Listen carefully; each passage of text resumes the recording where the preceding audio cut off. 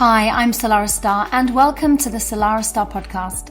With over 20 years of experience, I've had the privilege of working with thousands worldwide and sharing my expertise across various media platforms. This podcast is your go-to resource for mastering manifestation and unlocking your ultimate magnetism. Hit subscribe so you never miss an episode, and let's dive in.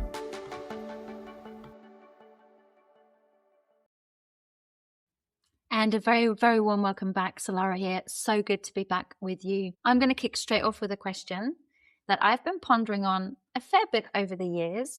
One that's really helped me to get perspective, but I have to warn you, it's not the most comfortable question. So you may want to pause the recording and have a little ponder, or notice the timestamp of the question and come back and journal, do a bit of journaling around it later. Your future self will be so grateful that you took the time to do this.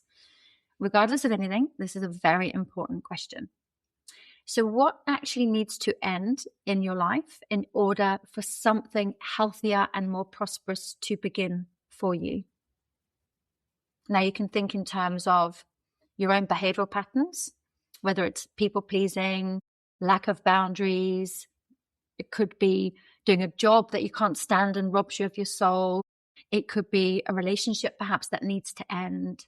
So what actually needs to end in order for something healthier to begin? Because it is important that we create space for what we desire to actually come into our life. And now, sometimes the problem that we have along the way of building our dreams is it's not that what we're doing isn't working. Sometimes the real problem is the way that you have learned to chase your dreams and your desires. So in other words, the pushing, the relentless forcing, that constant striving, the belief that if you hold on just a little bit tighter and you push a little bit harder and maybe even manifest a little bit more aggressively, that eventually life will give in and your dreams will show up on your doorstep. But what if the real shift isn't about trying any harder? I bet your nervous system right now is going, hallelujah. What if it isn't about trying any harder? What if the real shift is about letting an entire way of creating come to an end in order for your dreams to show up? I'm going to explain what I mean by that as we go. So for many of us, the very thing that needs to end isn't the dream itself. And I want to make that really clear. It's the survival energy that built the version of it that needs to end. Because there is a very big difference between a dream and action that comes from survival and a dream that comes from alignment. And most of us, we don't even know which one that we've been living from. The survival dream versus the aligned dream. There's a version of ambition that is fueled by survival. It sounds like purpose. It looks like expansion. It feels good. It feels like drive. But actually underneath it, there's an unspoken silent tension. There's like this constant background pressure. And that pressure is something like this. If I don't keep moving forward, then I'll fall behind. If I'm not growing, then what if I disappear? If I don't make something of myself, then what on earth was all of that pain for?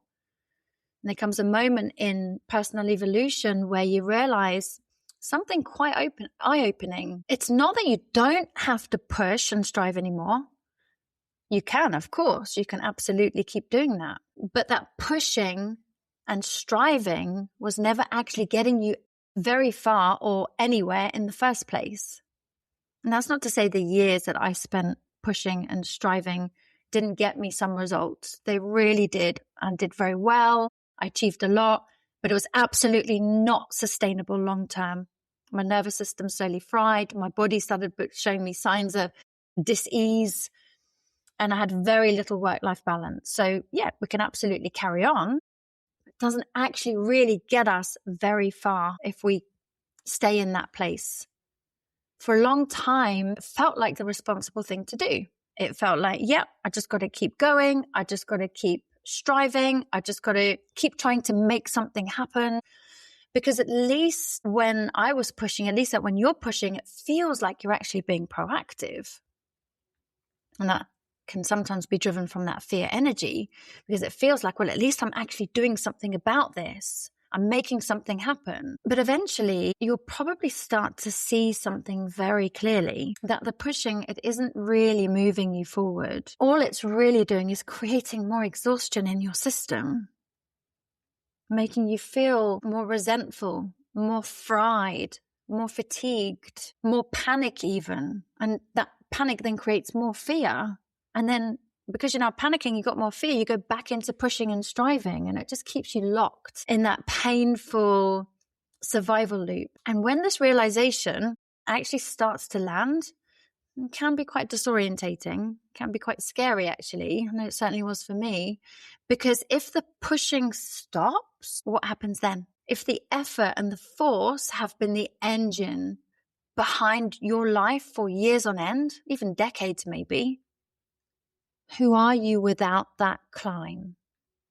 Who are you without that push? And this is where many people might get confused and think, well, if I slow down or if I soften, then I'll be giving up on my dream. And if I slow down and if I rest, like, what if everything that I've worked for just unwinds and turns into nothing? And what if I lose my edge? But that's not what's happening. You're not losing your edge. You're not becoming nothing. You're not giving up on your dream. You're losing the emergency energy, the emergency tone beneath your ambition. That survival energy that convinced you everything depended on how hard you pushed. And the truth is, if the pushing and the forcing and the relentless striving wasn't getting you where you wanted to go anyway, then you may as well stop and have a rest and allow your nervous system to settle, allow yourself to recalibrate, change the energy that you are taking action on. Because we know that fear-based panic energy only keeps us locked in the same loop. It doesn't actually get us any measurable traction and not long-term sustainable traction anyway. So when you let the pressure drop, yes, you'll technically be standing in the same place, just without the internal war. But remember, and I want to make this really clear, it does not mean your dream has to die. This is work for your dream. Stopping the relentless pushing and the survival, you're doing it for the materialization of your dream. So remember, your dream doesn't have to die. It's the survival contract attached to it that may need to. And of course, what doesn't help, just on a side note, is the comparison trap that we then have. We look at other people and think, well, they've achieved what I wanted to achieve in a short space of time. Or they might have the following, or they might have the relationship, or they might have the villa, I don't know, in the Maldives. They might have all of that. And then we keep ourselves more into the survival mode, because that in itself either makes us push and force or stops us from taking any action at all. But we beat ourselves up internally, ask ourselves, well, what's wrong with me? Maybe I haven't got what it takes. That keeps us oscillating in that rocking chair as well. Everybody's journey is completely different. We don't really get to see behind the scenes of what else is going on for those people and what their soul lessons are and what they are here to achieve in their lifetime. We just see something. We tell ourselves a story about that thing. So basically we make something up in our head. We end up believing that story that we've told ourselves. And then as a result of that, we then either take action, which is survival mode, fear-based action, to prove our worth and to prove our deservability and to prove how good we are, to make our self-esteem feel better. We're just feeding the same problem. We're never moving from it. The comparison trap is a really dangerous one. I'll probably do a separate show on that, but I just wanted to drop that in here. Going back to hearing the word or the words, stop pushing. Yeah, that sounds lovely in theory, doesn't it? But it can leave a lot of people then wondering, well, what am I supposed to do instead? Like if I'm not pushing Salarah, if I'm not making these dreams happen, if I'm not making the contacts, if I'm not sending the emails, if I'm not replying straight away to messages, if I'm not da-da-da-da-da, then what happens? What am I supposed to do? But the first thing to really understand is that this is not about doing nothing. It's not about becoming complacent. It's not about doing nothing. It's about noticing the energy that you're creating from.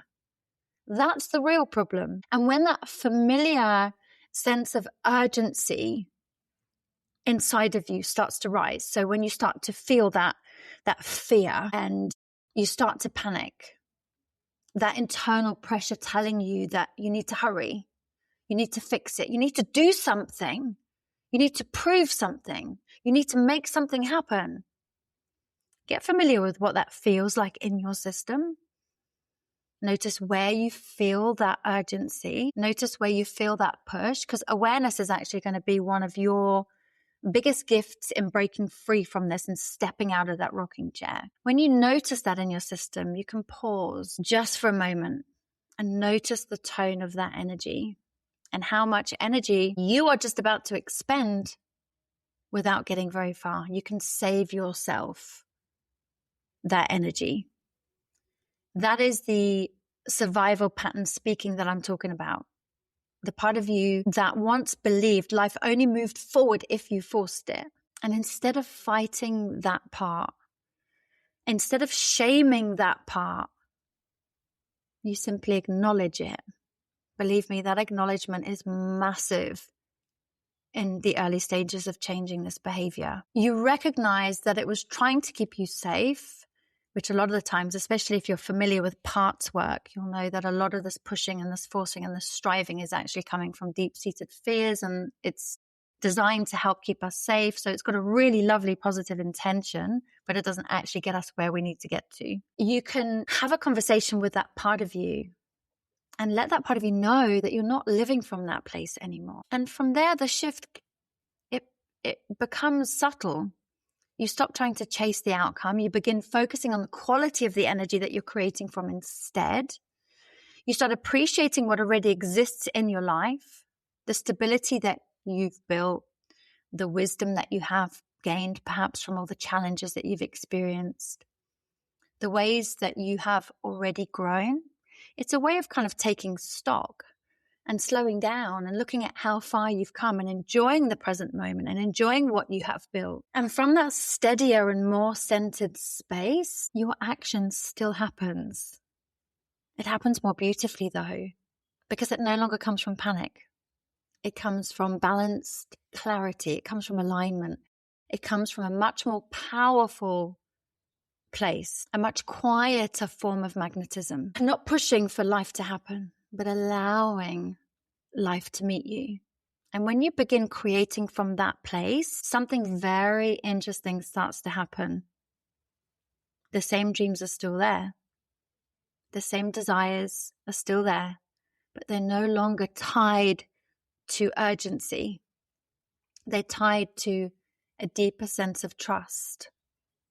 And that changes absolutely everything. So let me know how this episode landed with you today. If you would like help with this, I work with this with people every day in my coaching practice, apart from weekends. Please feel free to reach out. We can have a 30-minute free conversation to see how I can help you. I absolutely love working with patterns and cycles, and a lot of the oscillation that you may experience is to do with the patterns and cycles that subconsciously you are tied to and have been struggling to break out of. In the meantime, thank you as always for your support. Thank you for the messages that I receive. I'm so pleased that these episodes help and they land. If there's somebody that you feel would benefit from this, please send them the link to this episode. And if it feels right for you, if you can give me a little review on whatever platform you're listening to on, this will help to reach a few more people. In the meantime, thank you once again for being with me. I always appreciate having you here, and I look forward to catching up with you same time next week. Take care for now. Thank you for tuning in to the Salarah Starre podcast. If you enjoyed this episode, make sure that you hit subscribe so that you never miss out. And you can stay connected with me on Instagram at Salarah Starre. And for even more inspiration and explore my courses and coaching at salarahstarre.com. You deserve to live a deeply connected and fulfilling life. And it's only you that can make it happen.